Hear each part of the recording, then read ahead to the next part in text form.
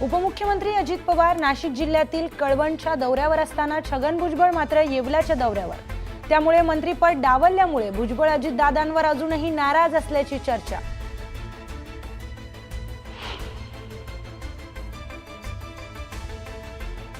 अलमट्टी धरणाच्या उंचीबाबत सरकारने तातडीने तोडगा काढावा। तोडगा न काढल्यास अलमट्टीवर धडक देण्याचा सतेज पाटलांकडून इशारा।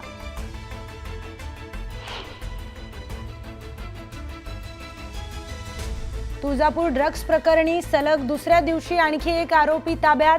सेवन गटातील आबासाहेब पवार याला अटक करण्यात आली असून आबा पवार ड्रग्स प्रकरणातील प्रमुख आरोपी भाजपचा माजी नगराध्यक्ष बापू कनेचा भाचा।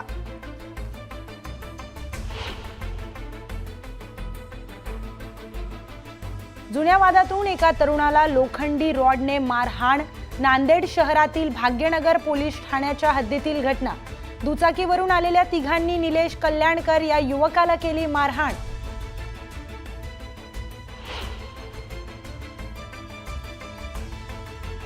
रत्नागिरी जिल्ह्यातील लोटे एमआयडीसीतील लासा कंपनीत आगीचं तांडव। त्यामुळे परिसरात भीतीचं वातावरण निर्माण, तर आगीवर नियंत्रणाचे प्रयत्न सुरू।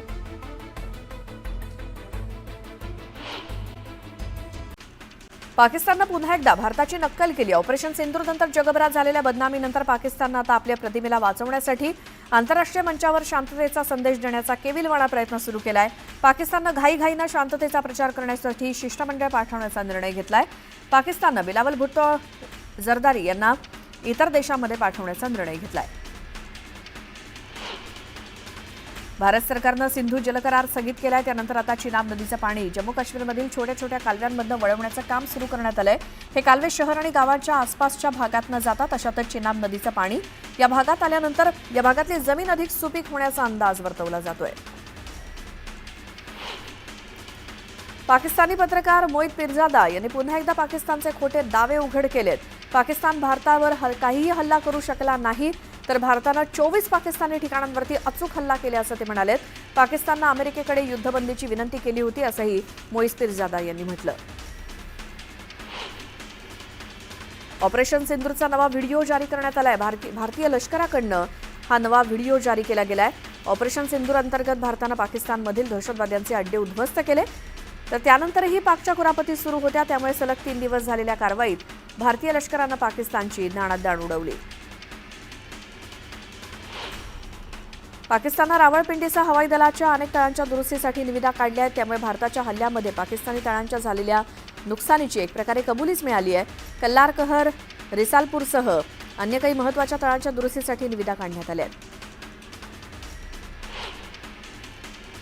भारत पाकला आणखी एक धक्का देण्याच्या तयारीत आहे। भारत चिनाब नदीवरती असलेल्या रणबीर धरणाची लांबी वाढवण्याच्या तयारीत आहे।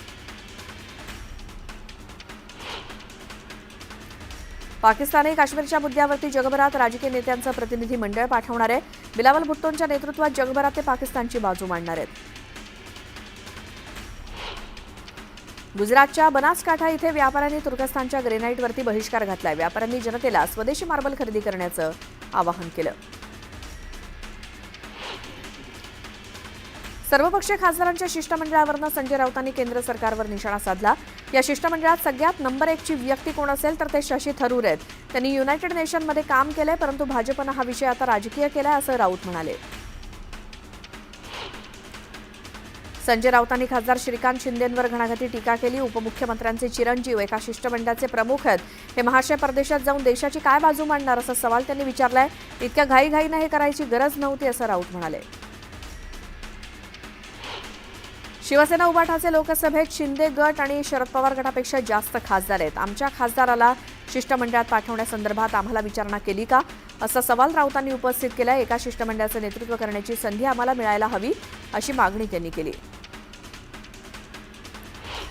पालकमंत्री गुलाबराव पाटील यांनी खासदार संजय राऊत यांना जोरदार टोला लगावला। कसाबच्या खाली तेच असतील म्हणूनच त्यांना जेलमध्ये टाकलं असेल असं वक्तव्य गुलाबराव पाटील यांनी केलं।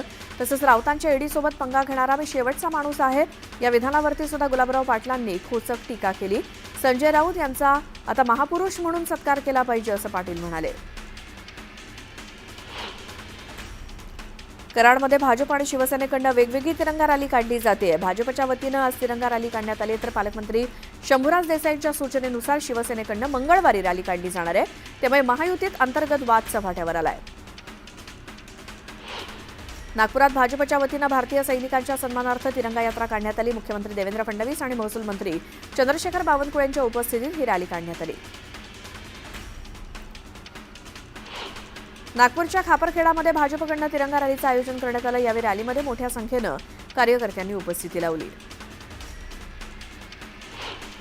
मुख्यमंत्री देवेंद्र फडणवीसांनी राहुल गांधींवर टीका केली. जय हिंद यात्रा काढा, पण त्याची राजकीय यात्रा करू नका, अशी टीका फडणवीसांनी केली. एकीकडे जय हिंद यात्रा काढायची आणि दुसरीकडे सैन्यावर प्रश्नचिन्ह उपस्थित करायचं असं म्हणत फडणवीसांनी राहुल गांधींवर हल्लाबोल केला.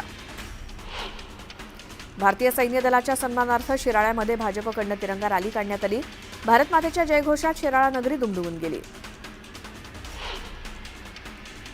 बीडच्या आष्टी शहरामध्ये आमदार सुरेश धस यांच्या नेतृत्वात तिरंगा रॅली काढण्यात आली. यावेळी मोठ्या संख्येनं कार्यकर्त्यांनी रॅलीत सहभाग घेतला.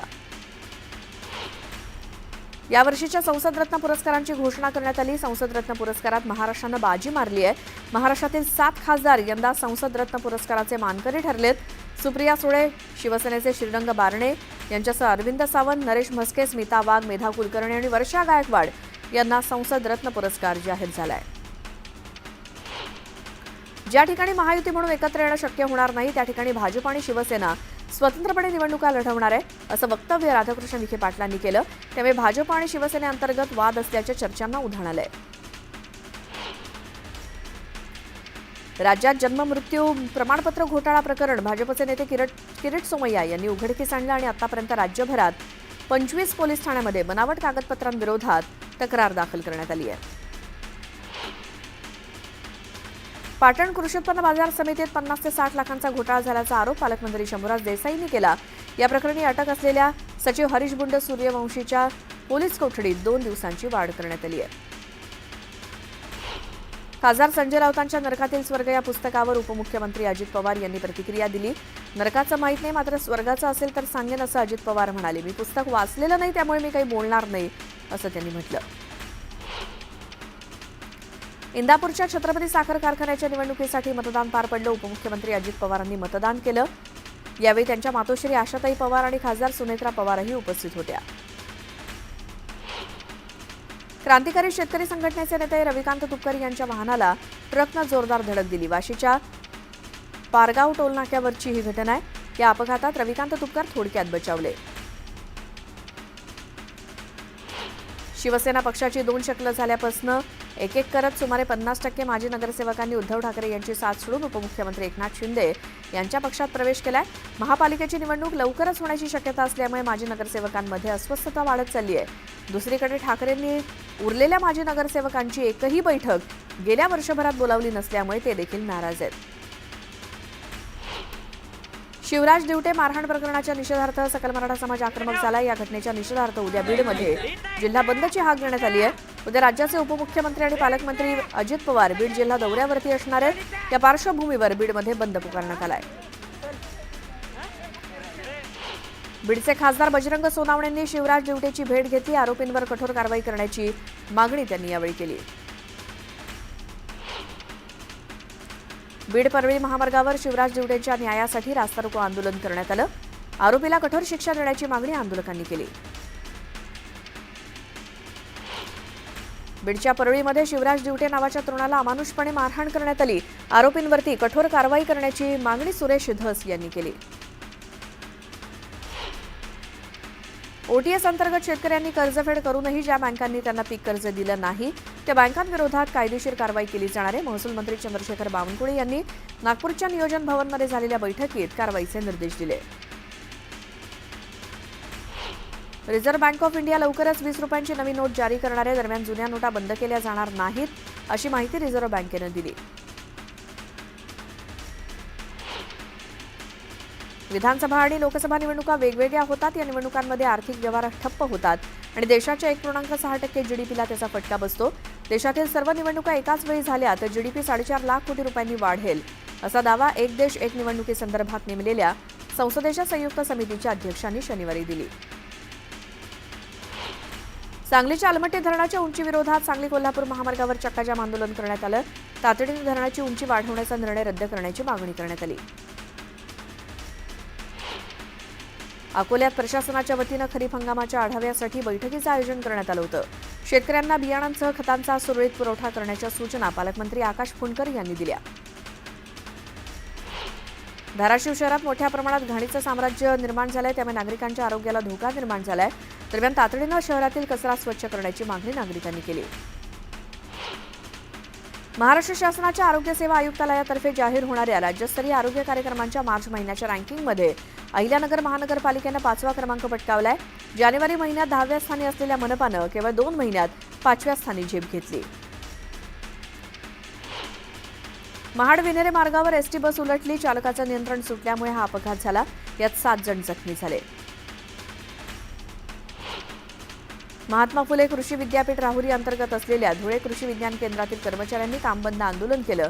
विविध प्रलंबित मागण्यांसाठी कर्मचारी आक्रमक झाले. माथेरानमधील पोस्ट ऑफिस लवकरच हायटेक होणार आहे.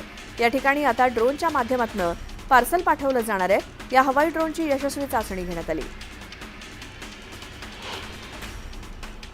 मान्सून हंगामासाठी रत्नागिरी जिल्हा प्रशासन सज्ज झालंय. मान्सूनच्या काळात गावांचा संपर्क तुटल्यानंतर एखाद्या भागातील आपत्कालीन परिस्थितीची माहिती प्रशासनापर्यंत पोहोचवण्यास विलंब होतो.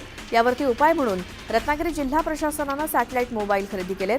ज्यावेळी संपर्कासाठीची सर्व यंत्रणा बंद होईल त्यावेळी हे मोबाईल फोनचा संपर्कासाठी चांगला उपयोग होणार आहे. मुळशी तालुक्यातील कोळवण खोऱ्यातील डोंगरगाव इथल्या गिरिवन प्रकल्पामध्ये दिवसाढवळ्या बिबट्याचं दर्शन झालं. त्यामुळे परिसरात भीतीचं वातावरण आहे.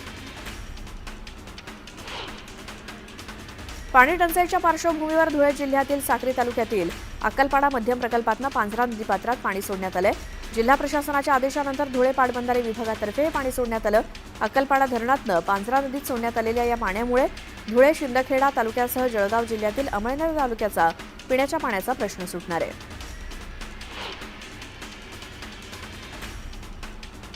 पंढरपूर कॉरिडॉर हा देवेंद्र फडणवीस यांचा ड्रीम प्रोजेक्ट आहे. आता याच प्रोजेक्टला पंढरपुरांना विरोध होतोय. सर्वेक्षणाला माहिती दिली म्हणजे कॉरिडॉरला पाठिंबा दिला असं होत नाही, अशी स्पष्ट भूमिका कॉरिडॉर बाधित तीर्थक्षेत्र बचाव कृती समितीनं घेतली आहे. आणि हा विरोध स्पष्ट करायचा असेल तर प्रशासनानं कॉरिडॉरच्या निर्णयासाठी मतदान घ्यावं अशी मागणी करण्यात आली. जळगाव शहरात गढूळ आणि अशुद्ध पाणीपुरवठा होतोय, त्यामुळे नागरिकांचं आरोग्य धोक्यात आलंय.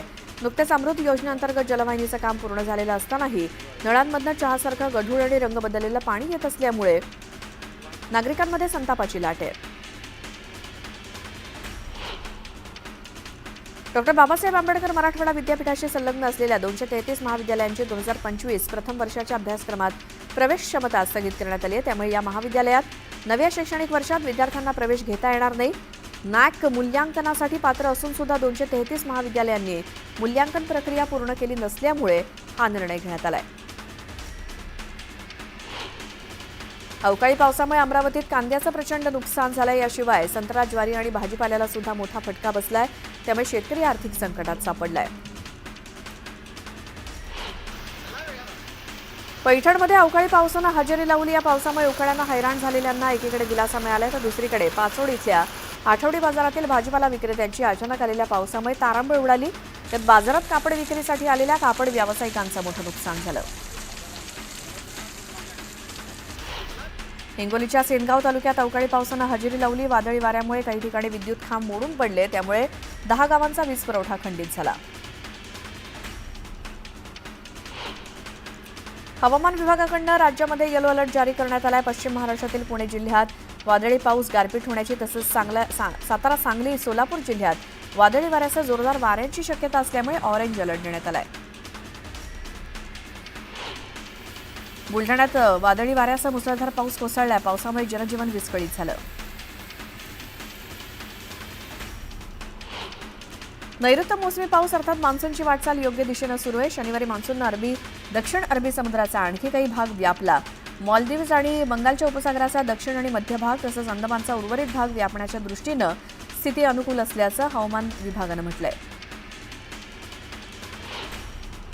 राज्यात सुरू असलेल्या वळवाच्या पावसामुळे 23 जिल्ह्यांमधील तब्बल 23,331 हेक्टरवरच्या पिकांचं नुकसान झालं. त्यात प्रामुख्यानं भाजीपाला, फळपिकं आणि उन्हाळी हंगामातील पिकांचा समावेश आहे.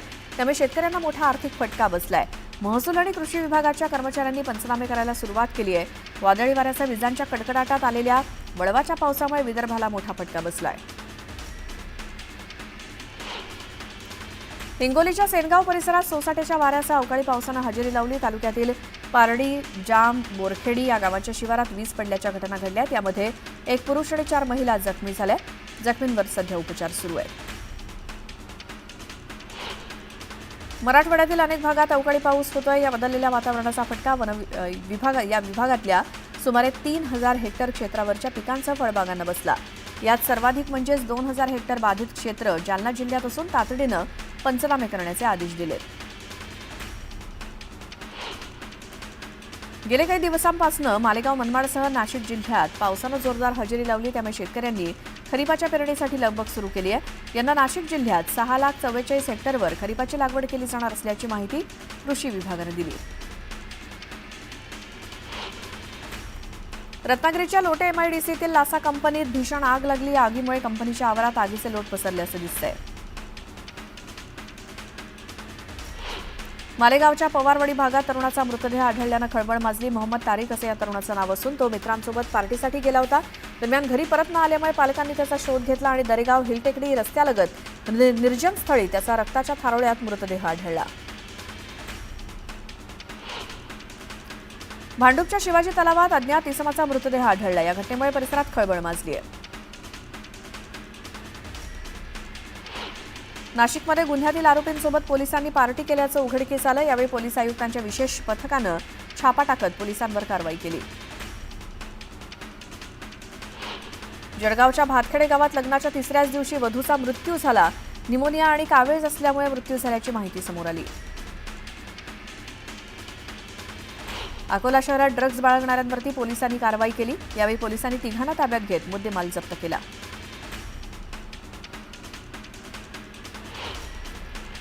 मोर्शी तालुक्यातल्या निंभी शिवारात स्वतःच्या शेतात कांदा काढण्यासाठी गेलेला काका पुतण्याचा विजेच्या धक्क्यानं मृत्यू झाला.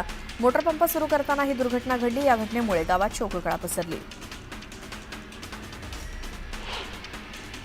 जळगावच्या चोपडा तालुक्यातील अनवर्दे गावात शेतातील कडव्याला लागलेल्या आगीत होरपळून शेतकऱ्याचा मृत्यू झाला. या घटनेमुळे परिसरात शोककळा पसरली आहे.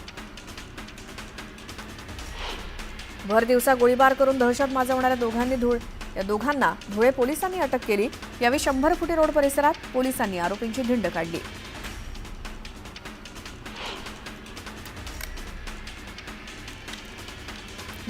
गुंड गजा मारणे याला येरवडा कारागृहातून सांगली कारागृहामध्ये नेत असताना पोलीस व्हॅनच्या मागावर असलेल्या मारणेच्या साथीदारांच्या 4 महागड्या कार्स पोलिसांनी जप्त केल्यात. सांगलीला नेताना सातारा परिसरातल्या ढाब्यावर झालेल्या मटण पार्टी प्रकरणात मारणेच्या सांगलीतल्या साथीदाराला पोलिसांनी नुकतीच अटक केली आहे. बीडच्या गेवराई शहराजवळ रांजणी गावाजवळ एका कंटेनरला आग लागल्याची घटना घडली. अचानक लागलेल्या या आगीनं रौद्ररूप धारण केल्यामुळे वाहतूक काही काळ विस्कळीत झाली. लातूर जिल्ह्याच्या निलंगा तालुक्यातील लातूर ते हुमनाबाद या महामार्गावरती हलगरा शिवारात एका मोटरसायकल आणि क्रुझर जीपचा भीषण अपघात झाला. या 3घांचा मृत्यू झालाय. सर्व मृत एकाच कुटुंबातले आहेत.